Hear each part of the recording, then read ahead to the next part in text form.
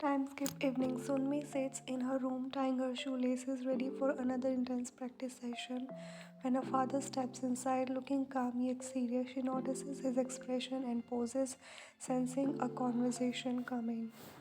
Her father clears his throat. Sunmi, can I ask you something? Sunmi raises an eyebrow, sitting back. Of course, Dad, what's up?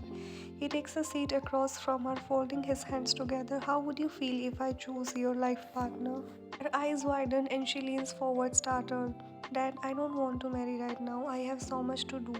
Tournaments are coming up and I can't afford distraction. My focus has to stay on my game. Her father smiles softly as though expecting her response. He says the same thing. That's why I think you two would make a perfect couple. Sunmi frowned, confused. He, who are you talking about, Dad? He leans forward, his tone casual, yes, deliberate. Park Jimin. The moment of the name leaves his lips, Sunmi freezes. Her eyes goes wide and her heartbeat quickens. Park Jimin, you are saying Park Jimin, the tennis champion, you have chosen her for me. Her father nods confidently, yes. Why don't you think you are worth it? Sunmi stammers, her voice shaking slightly. Dad, he's Park Jimin. I am just me. How could I possibly be good enough for someone like him? Her father's expression softens and he places a reassuring hand on her shoulder. Of course, you are good enough. You're my daughter, Sunmi. You've proven yourself time and time again. And you know what? He knows you. Sunmi jaws drops.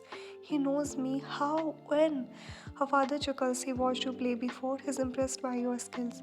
She stares at him, incredulous. Park Jimin watched me. Why would he have time to watch a small player like me? Her father's expression hardens slightly. You're not a small player, Sumi. You have incredible potential. You just need guidance and maybe a little discipline. Unfortunately, I'm not strict enough to push you because I love you so too much. Sunmi looks down, her cheeks flushing. Dad, her father smiles warmly. He said he's willing to guide you. Imagine that getting a dashing husband and a talented coach all in one. It's a win-win. Sunmi bites her lip overwhelmed. But dad, would this really work? I have always looked up him as my idol. I respect him so much. I wouldn't know how to act around him. He chuckles, patting her head. That's respect is good foundations on me, and you both share the same passion. Look, I'm not forcing you into anything, but at least meet him. He's coming tonight. I have invited him to Jungkook's birthday party. Sunmi's eyes widen again, but this time there's a spark of excitement and mixed with nervousness. I would love to meet him, Dad. It would be so much honor. Her father beams, standing up. That's my girl. Now, the housekeepers appear almost instantly, wiping her hands on the apron as she bows. Yes, sir. He points towards Sunmi. Just like you get wine ready, I want you help Sunmi tonight. Make her look her absolute best, even prettier than wine. Sunmi burst out laughing, prettier than that tall like girl. Really, Dad? He nods firmly. You don't realize it, but you're just as beautiful. You just need a little grooming. Sunmi shakes her head with a small smile. Dad, I'm not going to grow out my hair even after marriage, so don't expect that. He laughs heartily. Don't worry, he's not that type of a guy to force you into anything. He'll understand. He's in the same field after all. But for tonight, just wear something a little more feminine. His parents are coming too, and first impressions matter. Sunmi sighs, scratching her head. That's going to be hard, but I will try. Her father claps her on the back, grinning. That's my girl. Now let's make you shine tonight. As he leads her way to get ready, Sunmi's mind races with the thoughts of meeting Park Jimin. For the first time, she feels a mix of nerves and excitement she's never experienced before. Tonight might just change her life forever. Storms into the room where you're busy preparing for the evening. Her tone is sharp and commanding. Why bring your clothes and help Sunmi get ready? She needs to look like a proper girl tonight since a boy is coming to see her. Words catch you off guard, but your excitement grows. You hurriedly gathers your cloth, practically skipping towards Sunmi's room, your mind racing with curiosity and excitement. Annie, something is coming to see you. Oh my god, does this mean I finally get to meet my brother in law? Sunmi longing on her bed and her usual Rexo doesn't share your enthusiasm. Her arms are crossed and she looks at you with an exasperated expression. Calm down, Ryan. It's not a big deal. I'm only meeting him because Dad insisted. You grin mischievously, holding up a sleek dress you choose for her. What's whether it is a big deal or not, we are making this work. You are going to wear this dress and these boots. I know heels aren't your thing, so I picked something you will be comfortable in. Sunmi groans, rolling her eyes but eventually relenting. She lets you help her, though it's clear she isn't thrilled about it. You take your time styling her short hair to give her a softer feminine look and apply light makeup to enhance her features. Finally, you step back and admire your work. Your face lights up with a genuine excitement as you exclaim, Annie, you look so beautiful. My brother in law is going to faint when he sees you. Sunmi adjusts her dress awkwardly, her brows furrowed. She sighs, her voice tinged with discomfort. I don't want him to faint seeing me in layers of makeup and fancy clothes. This is not me, Ryan. You tilt your head, confused by her response. What do you mean? Her expression softens as she glances at you. I want him to praise my game, not my looks. That's what matters to me. Your confusion turns into laughter. You wave your hand dismissively. Annie is going to be your husband, not your coach.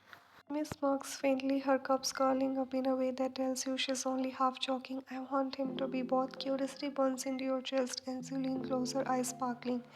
Wait, who you are marrying, Annie?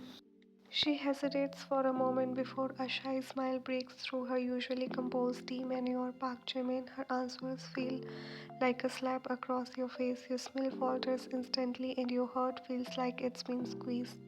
Park Jimin. She nods, oblivious to your reaction, a faint blush coloring her cheeks. Then found the perfect room for me, his amazing van. You force a tight smile, but your voice betrays you. Yeah, I need to go. You barely register her response as you turn on her heel and rush out of the room. Your chest feels heavy and tears sting your eyes as you make it to your room, closing the door behind you. You lean against it, trying to steady your breathing. Blabbering to yourself, you whisper in disbelief, no, no, this can't be happening. I won't let this happen. Jimin is mine. I've loved him for so long. He can't marry Sunmi. Your mind races as a wave of determination washes over you. Wiping your tears, you storm toward your dad's room. Your emotions swirling between a heartbreak and anger. Dad's room. When you enter, you find your dad sitting on the bed holding a photograph of your mom. This room is unusually quiet and the sight tugs at your heart. You know today is as hard for him as it is for you. It's not just Jungkook's birthday, it's also your mom's death anniversary. Yet your dad always puts on a brave face, marking sure Jungkook never feels guilty about that day. You hesitate for a moment, but then your emotions overpower your guilt. Dad, he looks up, his expression softening as he sees you. Oh, why aren't you ready yet? He carefully places a photo on the nightstand and walks around you, his usual warmth evident. Any other day, you would have hugged him tightly, seeking his comfort, but not today. Today, you have something more pressing to address. Your voice shakes as you blurt out, Dad.